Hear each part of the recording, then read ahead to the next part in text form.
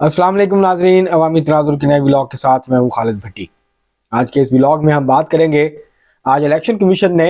अपना महफूज किया हुआ फैसला सुना दिया और सुन्नी इत्तेहाद कौंसिल को कौमी और सूबाई असम्बली की और अकलीतों की मखसूस नशिस्तें देने से इनकार कर दिया। और ये फैसला एक बड़ा धचका है तहरीक इंसाफ के लिए, जो कोशिश कर रही थी कि सुन्नी इत्तेहाद कौंसिल के प्लेटफॉर्म से इसी तरह से तहरीक इंसाफ को ये मखसूस नशिस्तें मिल जाएँ, क्योंकि ये मखसूस नशिस्तें ना सिर्फ ये कि उनकी जो चारों सूबाई असम्बली में स्ट्रेंथ है उसमें इजाफे का बायस बनती, बल्कि कौमी असम्बली में भी। और उसके साथ साथ क्योंकि आगे सदारती इलेक्शन है 4 दिन के बाद और उसके 2 हफ्ते के बाद जो है वो सेनेट का इलेक्शन है, तो ये जो सीटें हैं ये बड़ी अहम किरदार अदा करेंगी इन तमाम इलेक्शंस के अंदर। तो ये आज इलेक्शन कमीशन ने जो सुन्नी इत्तेहाद कौंसिल की दरख्वास्त थी उसको मुस्तरद कर दिया। तो इस तरह से तहरीक इंसाफ जो है वो सुन्नी इत्तेहाद कौंसिल के नाम से भी ये नशिस्तें लेने में कामयाब नहीं हो सकी। तो ये आज का मौजू है, इसके ऊपर बात करेंगे कि अब क्या होगा और इलेक्शन कमीशन ने अपने फैसले में और क्या कहा है, इसके हवाले से बात करेंगे। इससे पहले कि हम आपको तफसीलात फराहम करें, आपसे गुजारिश है कि अगर आपने हमारा चैनल अवामी तनाज़ुर अभी तक सब्सक्राइब नहीं किया उसको सब्सक्राइब कर लें। आपको व्लॉग पसंद आए उसको शेयर करें, लाइक करें और महज़ब अंदाज से अपनी राय का इजहार करें। बेल आइकॉन ज़रूर दबा दें, टल्ली ज़रूर खड़का दें ताकि बर वक्त आपको हमारा व्लॉग मिल जाए। आज ये जो फैसला आया है इलेक्शन कमीशन का, जहां तक सुन्नी इत्तेहाद कौंसिल को नशिस्तें ना देने का मामला है तो ये मुतफिका फैसला है, 5-0 से आया है।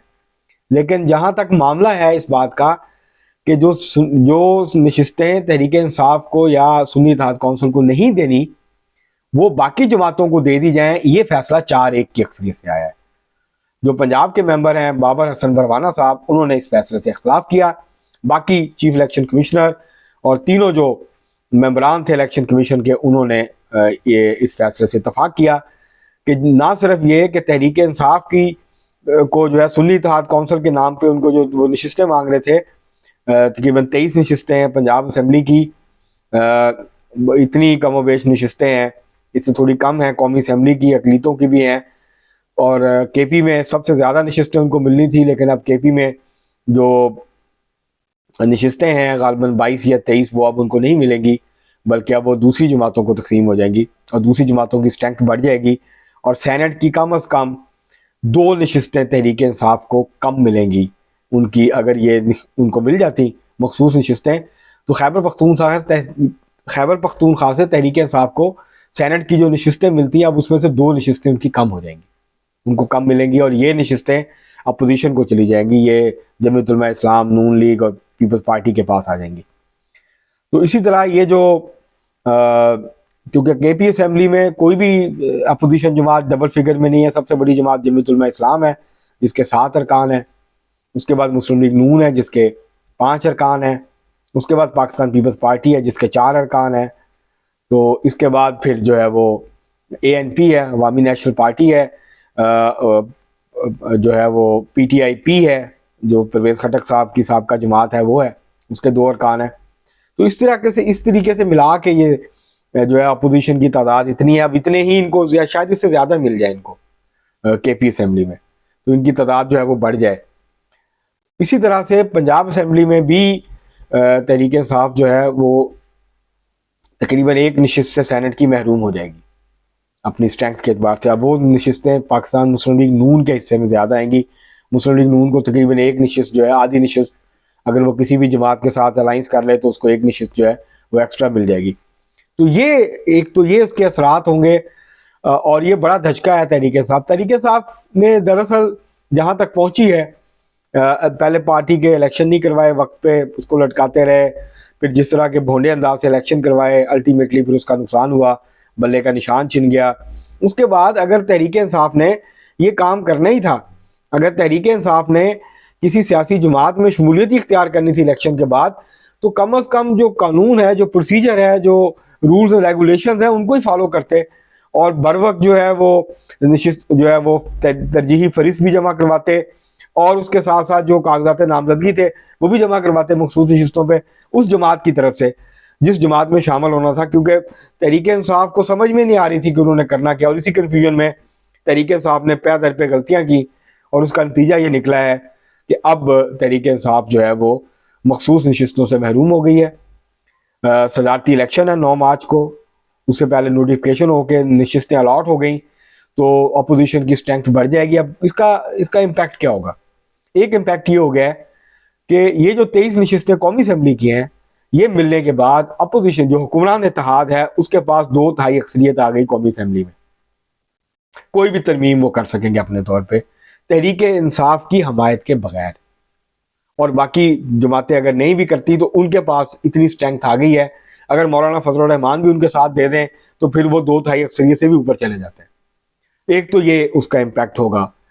तो इसको जाहिर है ये एक ऐसा फैसला है जो नशिस्तें देने का, ये सुप्रीम कोर्ट में चैलेंज होगा तो हो सकता है ये ओवरटर्न हो जाए, लेकिन जो नशिस्तें ना देने का तहरीक इंसाफ को फैसला है वो शायद स्टैंड आउट करे। तो एक तो ये, इसी तरह पंजाब में मुस्लिम लीग नून की अब सादा अक्सरियत से भी ज्यादा नशिस्त, अगर पाकिस्तान पीपल्स पार्टी भी साथ छोड़ दे, काफ लीग भी साथ छोड़ दे, तो मुस्लिम लीग नून की इतनी नशिस्तें अपनी हो गई हैं कि अब उनको किसी की जरूरत नहीं है हुकूमत साजी के लिए, हुकूमत बनाने के लिए, उसकी स्ट्रेंथ बढ़ गई है। इसी तरह सिंध में पाकिस्तान पीपल्स पार्टी की स्ट्रेंथ और ज्यादा बढ़ जाएगी, और बलूचिस्तान में जो है मुस्लिम लीग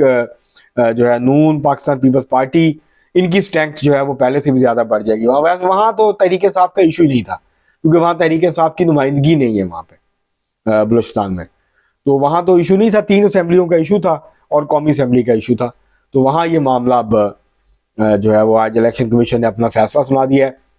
तो मतलब बहुत सारी जो है वो तावीलें दी जा रही हैं, बहुत सारे मामला किए जा रहे हैं। मतलब ये कहा जा रहा है कि बलूचिस्तान अवामी पार्टी को भी तो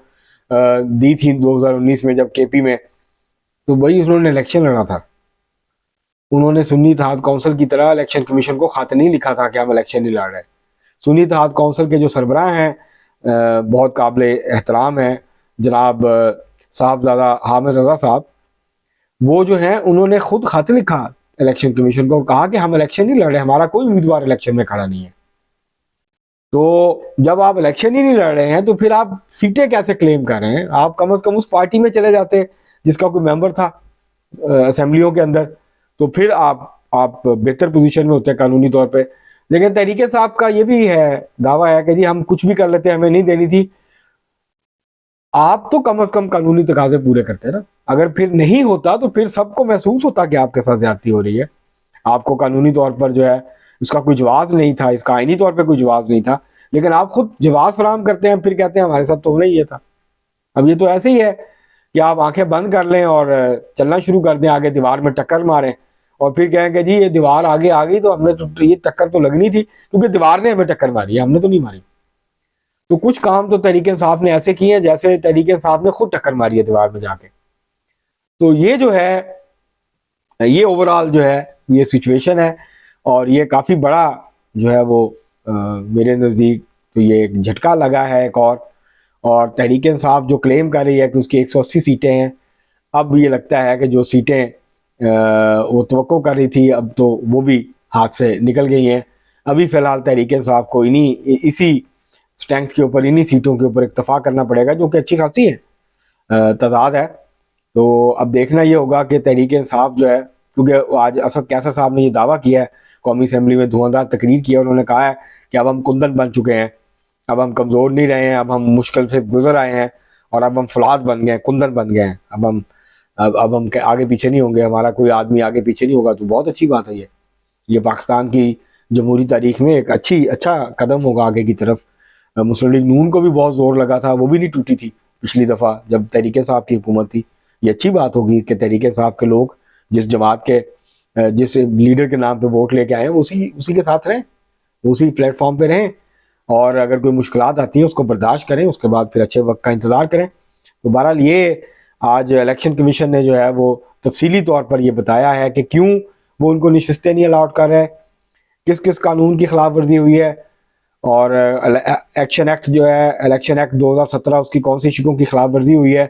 और बुनियादी वजह यही बताई है कि इन्होंने वक्त पे ना तरजीही फहरिस्त जमा करवाई, ना इन्होंने ख़वातीन की जो है वो कागजात नामजदगी जमा करवाए सुन्नी इत्तेहाद काउंसिल ने, और उसके अलावा ना ही सुन्नी इत्तेहाद काउंसिल ने इलेक्शन लड़ा है, ना किसी सूबाई असम्बली का इलेक्शन लड़ा है, ना कौमी असम्बली का इलेक्शन लड़ा है। तो बहैसियत रजिस्टर्ड जमात सुन्नी इत्तेहाद कौंसिल ने आम इंतखाबात में हिस्सा ही नहीं लिया। तो इस वजह से ये वो बुनियादी वजूहात हैं जिसकी बुनियाद पर इलेक्शन कमीशन ने ये फैसला सुनाया, और लगता यही है कि सुप्रीम कोर्ट में भी शायद ये फैसला बरकरार रहेगा। लेकिन जहाँ तक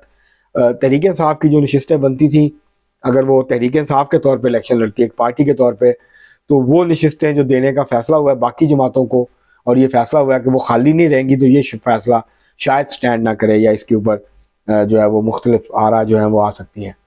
तो आज जो है जहाँ वज़ीर आज़म शहबाज शरीफ साहब ने हलफ उठा लिया, ज़ाहिर तहरीक इंसाफ पहली मुश्किल में थी, पहली तकलीफ़ में थी।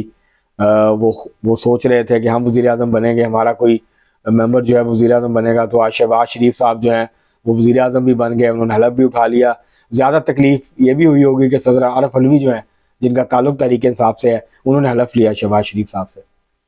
तो बहरहाल आज ये अमल जो है वो मुकम्मल हो गया। अब आगे